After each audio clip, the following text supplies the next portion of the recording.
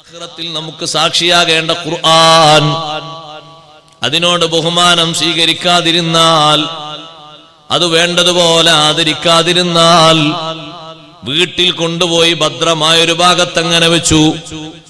ഉംറക്ക് പോകുമ്പാരോ സൗജന്യമായി തന്ന ഖുർആനാണ്. ഹജ്ജിന് പോകുമ്പോ കിട്ടിയതാണ് 2ഉം 3ഉം എണ്ണം. വീട്ടിലങ്ങനെ ഭദ്രമായി ഷെൽഫിൽ സൂക്ഷിച്ചു, എടുത്തു നോക്കിയിട്ടില്ല. നമ്മെപ്പറ്റി ഒരു പരാതി ആഖിറത്തിൽ പറയുന്നുണ്ട്. ആര്? നമ്മുടെ നേതാവ്, ലോകത്തിന്റെ നേതാവ് അഷ്റഫുൽ ഖൽഖ് റസൂലുള്ളാഹി സ്വല്ലല്ലാഹു അലൈഹി വസല്ലം പറയുന്ന പരാതി ഖുർആൻ ഓദിക്കോ. വഖാല الرسول يا ربي إن قوم اتخذوا هذا القرآن مهجورا. وقال الرسول റസൂലുള്ളാഹി സ്വല്ലല്ലാഹു അലൈഹി വസല്ലം ആഖിറത്തിൽ പറയും, യാ റബ്ബി, എന്റെ റബ്ബേ, ഈ സമൂഹം ഇങ്ങനെയാകാനുള്ള കാരണം ഇന്ന ഖൗമി, എന്റെ ജനത, നമ്മൾ അതിൽപ്പെട്ടവരാണോ? ഇന്ന ഖൗമി, എന്റെ സമൂഹം, മുത്തുനബി തങ്ങളെ സമൂഹത്തിൽപ്പെട്ടവരാണോ നമ്മൾ? ശ്രദ്ധിക്കാനും ശിക്ഷിക്കാനുമാണ് ഞാനിത് പറയുന്നത്.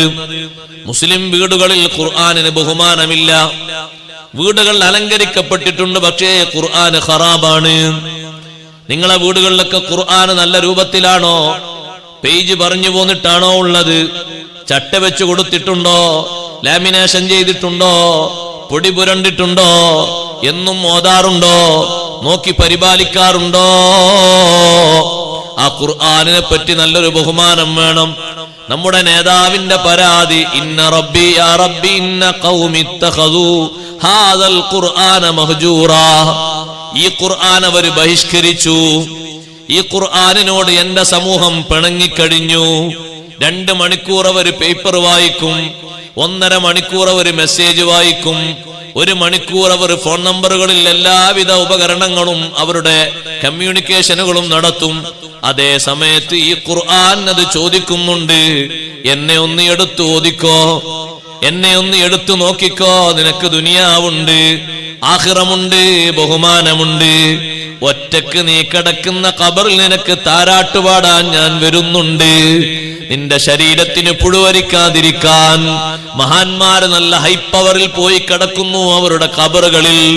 ഖുർആനിനോട് ബഹുമാനം പാലിച്ചത് കൊണ്ട് 100 നൂറ്റാണ്ട് കഴിഞ്ഞിട്ടും അവരെ ഖബറിൽ ചിതലരിച്ചിട്ടില്ല. കഫം പുടക്ക് കേടുവന്നിട്ടില്ല, പഞ്ഞി പോയിട്ടില്ല, അത്തറ് പോയിട്ടില്ല. എന്തൊരു സുഖത്തോടെയാണ് അവർ അന്തിയുറങ്ങുന്നത്.